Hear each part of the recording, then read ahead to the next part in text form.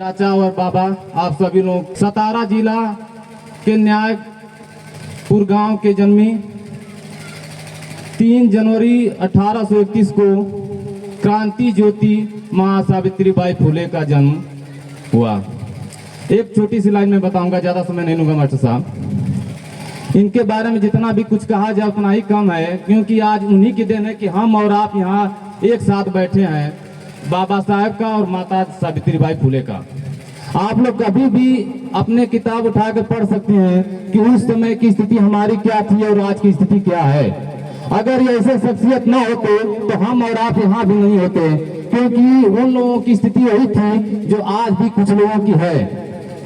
आज माता जी की देन है कि हम और आप यहाँ बैठे हैं। समाज के उद्धार के लिए इन्होंने बहुत सारे काम किए और माता सावित्रीबाई फुले 9 साल की उम्र में इनकी शादी हो जाती है।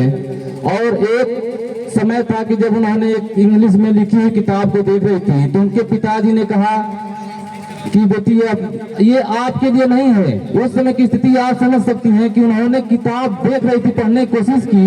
उनके पिताजी ने कहा कि ये हम लोगों के लिए नहीं, ये उच्च जाति के लोगों के लिए है, ये पढ़ना लिखना हमारे और आपकी बस की नहीं है। 9 साल की उम्र में माता जी ने ये प्रण ले लिया कि हमको पढ़ना है और अपने साथ साथ सभी बेटियों को भी पढ़ाना है। जब उनकी शादी हुई महात्मा ज्योतिराव फुले जी के, ये आगे चल के इनके महात्मा को उपाधि मिली, उस समय इन्होंने जाहिर किया कि हमको पढ़ना है।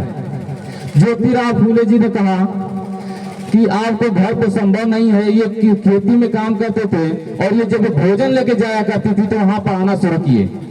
अगल बगल के लोगों ने देखा, चर्चा का विषय बना, यहाँ तक बात इनके ससुराल तक चली गई। वहां से लोगों ने कहा कि आप घर से निकल जाइए। ऐसा दुर्व्यवहार उसमें जातियों का प्रचलन था कि आप घर में नहीं रह सकते। उनको घर से निष्कासित कर दिया गया और जैसे घर से निकले दोनों लोग साथ में निकले। ज्योतिराव फुले जी के उस समय एक दोस्त हुआ करते थे उस्मान से, उनकी एक बहन थी फातिमा से, जो आगे चल के माता जी की बहुत करीबी दोस्त बनी। और उस समय उन्होंने उनसे जाहिर किया कि हमको पढ़ना है और दोनों लोगों ने मिलकर पढ़ा। 17 साल की उम्र में भारत की सबसे पहली महिला अगर बनी शिक्षिका और अध्यापिका तो ये हमारी माता जी हैं। 17 साल की उम्र में टीचर हम और आप नहीं बन सकते। आज भी हमारी माने और हम भी 17 साल की उम्र में भी इंटरव्यू प्रयास नहीं करेंगे। और ये 17 साल की उम्र में भारत की प्रथम महिला बनी शिक्षिका। इन्होंने प्रण लिया था, उसको पूरा भी किया। उन्होंने कहा कि भारत की 1848 ईस्वी में पहली महिला विद्यालय खोली, दोनों लोगों ने मिलकर। उस विद्यालय में पहली बार 150 महिलाओं ने, पिछड़ी और दलितों ने मिलकर क्लास ज्वाइन किया।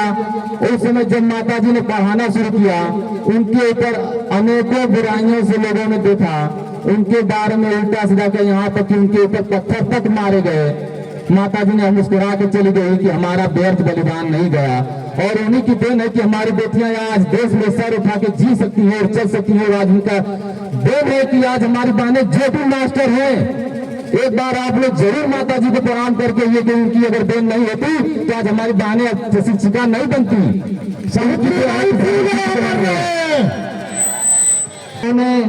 एक ऐसा दिन भी आया कि एक शख्सियत उनके सामने आके खड़ा हो गया, उनको इतना उल्टा सीधा बनने लगा कि गांव के लोगों ने, अगल बगल वाले भी नहीं उनको जाकर रोक पाए। उस समय माता जी की हिम्मत इतनी अच्छी थी, इतनी ताकतवर थी कि ऐसा झापड़ उसके गाल पे तमाचा मारा कि उसके बाद से कोई आदमी, कोई भी लोग उनके ऊपर देखना तो दूर, उनके बारे में कुछ बोलना बंद कर दिया। जैसे जैसे समय बीता, आपसे बता दें कि इन्होंने समाज के लिए बहुत सारे काम किए। जातिवाद, ऊंच नीच, पुनर्विवाह, विधवा उत्पीड़न के बारे में समाज के लिए बहुत से लड़े। उस समय जो भी विधवा महिलाएं हो जाती थी उनको जीना मुश्किल था। आप विधवा हो गई तो आपको घर से निष्कासित कर दिया जाता था और उस समय उनके साथ जबरदस्ती और शोषण किया जाता था। अब माताएं समझ सकती हैं, बहनें समझ सकती हैं कि जिनको विधवा होने पे घर से निकाल दिया गया वो क्या करेंगे। जब गर्भवती हो जाती थी हमारी माताएं बहनें तो उनको लोक लज्जा के कारण वो अपनी फांसी लगाती, आत्महत्या कर देती थी। है कहती न, ऐसा भी समय आया कि एक महिला गर्भवती हुई और उन्होंने अपनी आत्महत्या करने जा रही थी तो माता जी ने उनको रोका और अपने पास रखा। यही माता जी है सावित्रीबाई फुले जी ने अपने पास रखकर उसकी सेवा की और उससे जो पुत्र उत्पन्न हुआ उनको अपना दत्तक पुत्र बनाया। आगे चलकर वही यशवंतराव डॉक्टर साहब बने और जैसे उनको एक क्लिनिक भी खोल के बैठे थे। और जैसे कोरोना का समय आया था हमारे यहाँ, उस समय बहुत बड़ी बीमारी चली प्लेग नाम की बीमारी चली और उसमें माता जी ने सभी पीड़ितों को ले जाकर उनके अपने बेटे के क्लिनिक में दवा कराती थी। दवा कराने के दौरान माता जी को प्लेग रोग हुआ और आपसे बता दें कि वो दिन था 10 मार्च 1897, यानी 66 साल की उम्र में हमारी सबकी माता जी ने दम तोड़ दिया, उनका देहांत हो गया। प्लेग लोग के कारण ही सबकी सेवा करते हुए उनकी देहांत हो गया। और आज भी हम बता दें कि आज का वो दौर था, लोग कहते हैं बस दिन में से जी, लोग कहते हैं कि एक राम राज्य था। अरे राम राज्य में भी तो केवल थे, सौरी माता थी, उनको भी तो सम्मान उन्होंने दिया। और आज हम 85 होकर भी नहीं कुछ कर पाते हैं और 15% लोग हमारे सर पे नाचते हैं और बोलते हैं कि राम राज्य लाएंगे। अरे कहां से राम राज्य आएगा? राम राज्य लाना है तो महात्मा अम्बेडकर जी को पूछिए, महात्मा जी को पूछिए और तब राम राज्य आएगा। राम राज्य से नहीं आएगा। अरे बस एक हम ये कहते हैं, अगर दलितों के छू देने से मंदिर का है कल्याण नहीं, तो सच कहता हूं मंदिर में पत्थर भगवान नहीं। इसी के साथ